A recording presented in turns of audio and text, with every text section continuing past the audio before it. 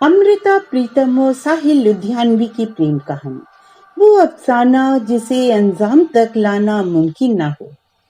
मोहब्बत की कहानियां किरदारों के गुजर जाने के बाद भी जिंदा रहती हैं। ये एक ऐसी शय है कि इसके खरीदार जमाने के बाजार में हमेशा रहते हैं। इश्क अमर होता है, वो सरहदों, जातियों, मजहब या वक्त के दायरे में नहीं बांधा जा सकता। मोहब्बत की कहानियां किरदारों के गुजर जाने के बाद भी जिंदा रहती हैं। ये एक ऐसी शय है कि इसके खरीदार जमाने के बाजार में हमेशा रहते हैं। शीरी फरियाद, हीर रांझा, लैला मजनू या रोमियो जूलियट, इन्हें गुजरे हुए जमाने बीत गए मगर इनकी मोहब्बत आज भी जिंदा है। आज भी इनके इश्क के अफसाने लोगों में प्यार का जुनून पैदा करते हैं। इश्क के बारे में दिलचस्प बात यह है कि ये अक्सर मंजिल तक पहुंचते पहुंचते लड़खड़ा जाता है, राह भटक जाता है। ऐसी मोहब्बत के लिए मशहूर शायर साहिर लुधियानवी ने लिखा था, वो अफसाना जिसे अंजाम तक लाना न हो मुमकिन, उसे एक खूबसूरत मोड़ देकर छोड़ना अच्छा। और ये मोहब्बत किसी और की नहीं, खुद साहिर की थी। उनकी मोहब्बत थी मशहूर लेखिका अमृता प्रीतम। लोग कहते हैं कि जितने तरह के लोग उतने तरह की मोहब्बत। साहिर और अमृता का प्यार भी जमाने में अलहदा था। इश्क की सबसे पहले से खिंची लकीरों से जुदा अधूरी मोहब्बत का ये मुकम्मल अफसाना था जिसकी दूसरी मिसाल नहीं मिलती। चाय का जूठा कप, जली हुई सिगरेट के टुकड़े, कुछ किस्से, कुछ यादें और ढेर सारे सबूत। साहिर और अमृता की मोहब्बत की ये जमा पूंजी थी। इसे बॉलीवुड की सबसे बड़ी लव स्टोरी में से एक कहा जाता है। ये सिलसिला आज से करीब 73 वर्ष पहले शुरू हुआ था। बात 1944 की है, जब उस वक्त बड़ी तेजी से उभर रहे शायर साहिर लुधियानवी पहली बार लेखिका अमृता प्रीतम से मिले थे। जगह थी लाहौर और दिल्ली के बीच स्थित प्रीतनगर। किस्मत का फेर देखिए कि मोहब्बत के अफसाने का आगाज ऐसी जगह से हुआ जिसका नाम ही प्रीतनगर यानी प्यार की नगरी था। साहिर जुनूनी और आदर्शवादी थे, अमृता बेहद दिलकश, अपनी खूबसूरती में भी और अपनी लेखनी में भी। दोनों एक मुशायरे में शिरकत के लिए प्रीतनगर पहुंचे। मध्यम रोशनी वाले एक कमरे में दोनों की आंखें चार हुई और बस प्यार हो गया। मगर प्यार की ये कहानी उस दिशा में चल पड़ी जिसका न कोई छोर था और न इससे पहले कोई मिसाल मिली थी। जिस वक्त अमृता साहिर से मिली वो प्रीतम सिंह से ब्याही हुई थी। ये शादी अमृता के बचपन में ही तय कर दी गई थी। अमृता अपनी शादीशुदा जिंदगी में खुश नहीं थे। साहिर से मिलने के बाद उनकी जिंदगी में खुशी की एक लहर आई। अमृता दिल्ली में रहती थी, साहिर लाहौर में। दो मोहब्बत करने वालों के बीच की इस दूरी को दूर किया खतों ने। जिस्म दूर थे मगर दिल करीब और रूह एक। 100 कागज पर इश्क उकेरा जाता रहा, कभी सहा तो कभी सुर्ख रोशनाई ने मोहब्बत में रंग भरे।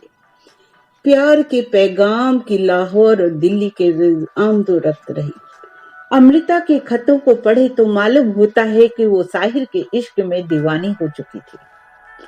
अमृता उन्हें मेरा शायर, मेरा महबूब, मेरा खुदा और मेरा देवता कहकर पुकारती थी।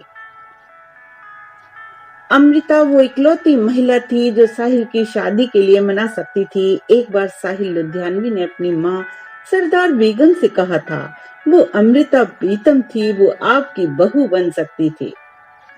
लेकिन साहिर शायर भी थे और शायर का जुनून किसी बंदिश में बंधने को राजी नहीं होता। यही साहिर के साथ भी हुआ।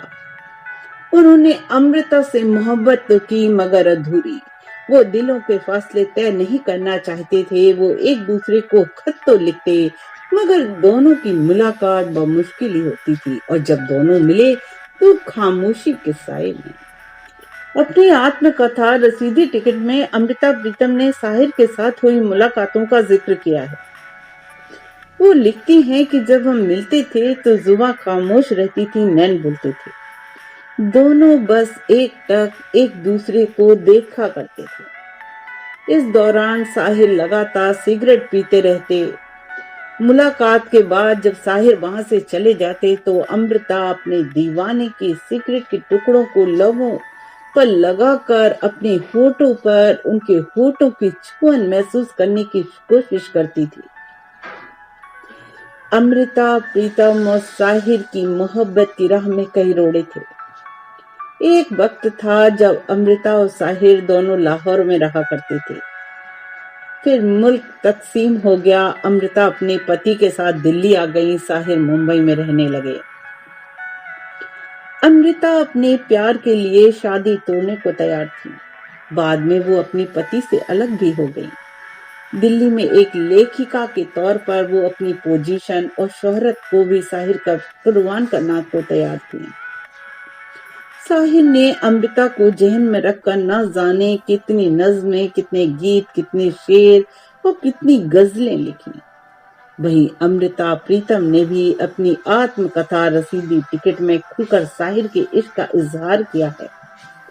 मगर साहिर कभी अमृता को पूरी तरह अपनाने के लिए तैयार नहीं हो सके। उन्हें इस प्यार का मुकम्मल मुस्तकबिल नजर नहीं आता था। वो अमृता के लिए जो प्यार महसूस करते थे उसे वो अपने कलम से जो जाहिर कर लेते थे, आखिर वो एक शायर जो ठहरे।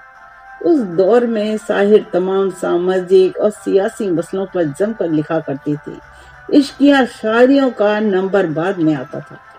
अमृता अपने पुराने दोस्त पेंटर इमरोज के साथ हुआ करती थी। 1964 में इमरोज और अमृता साहिर से मिलने मुंबई पहुंचे थे। अमृता को किसी और मर्द के साथ देखकर साहिर ने लिखा था, महफिल से उठकर जाने वालों, तुम लोगों पर क्या इल्जाम, तुम आबाद घरों के बासी, मैं आवारा और बदनाम।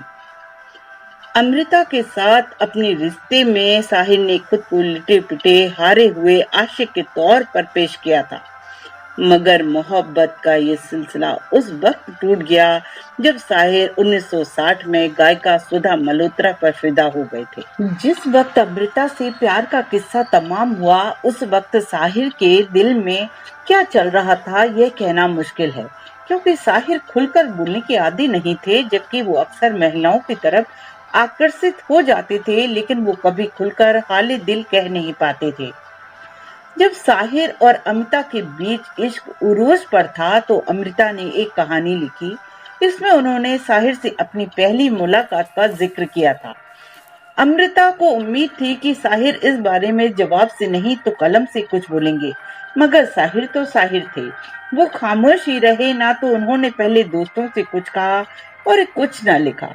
बाद में साहिर ने अमृता को बताया कि उन्हें वो कहानी पसंद आई थी, मगर वो इसलिए खामोश थे क्योंकि उन्हें डर था कि कुछ कहेंगे और लिखेंगे तो दोस्त उनका मजाक उड़ाएंगे। साहिर को जानने वालों का कहना है कि उनकी जिंदगी में उनकी माँ सरदार बेगम का बड़ा दखल रहा था।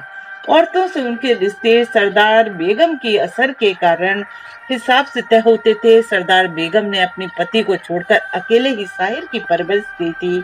साहिर ने देखा कि उन्हें पालने के लिए माँ ने कितनी दिक्कतें झेली, इसलिए वो माँ का बहुत सम्मान करते थे।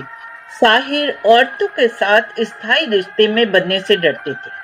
इसकी बड़ी वजह उनकी जिंदगी में माँ की बहुत ज्यादा अहमियत थी। साहिर अपनी माँ से बहुत प्रेम करते थे, उनका बहुत सम्मान करते थे।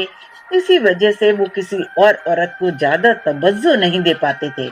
माँ के बाद अमृता ही वो इकलौती औरत थी जिन्हें साहिर की इतनी तवज्जो हासिल हुई।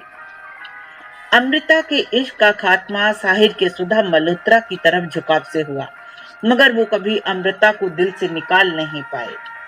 जयदेव ने सुना एक किस्सा बताते हैं। एक बार जयदेव साहिर के घर गए, दोनों किसी गाने पर काम कर रहे थे। तभी जयदेव की नजर एक गंदे कप पर पड़ी। उन्होंने साहिर से कहा कि ये कप कितना गंदा हो गया है, लाओ इसे साफ कर देता हूँ। तब साहिर ने उन्हें चेताया, उस कप को छूना भी मत। जब आखिरी बार अमृता यहाँ आई थी तो उसने इसी कप में चाय पी थी। साहिर और अमृता की मोहब्बत का वो अफसाना रही जो खूबसूरत अंजाम तक नहीं पहुंच सकी, मगर ये इश्क एकदम अलहदा था, इससे इनकार नहीं किया जा सकता। अपने दौर में साहिर और अमृता ने जैसा प्यार किया था उसे समाज में पाप माना जाता था। मगर यह रिश्ता बेहद पाक था, जिसे खतों और खामोशी के जरिए दोनों ने बड़ी खूबसूरती से निभाया। अधूरी रह गई ख्वाहिशों वाले इस किस्से ने दो दिलों को मोहब्बत की लबरेज कर दिया। ये एक ऐसा अफसाना है जो हमारे जहन में हमेशा रहेगा, भले ही साहिल ने इसे गुपचुप निभाया हो। अमृता प्रीतम ने अपनी आत्मकथा में एक घटना का जिक्र किया है। जब वो और साहिल साथ में थे, साहिल बीमार थे, अमृता प्रीतम ने उसके बिस्तर के बगल में बैठकर उनके सीने और बाहों पर विक्स लगाया। इस नजदीकी का जिक्र करते हुए अमृता ने लिखा है कि काश मैं उस लम्हे को हमेशा जी सकती। भले ही अमृता को साहिर का साथ हमेशा के लिए नहीं मिल सका, मगर दशकों बाद भी लोगों की यादों में यह किस्सा आबाद है।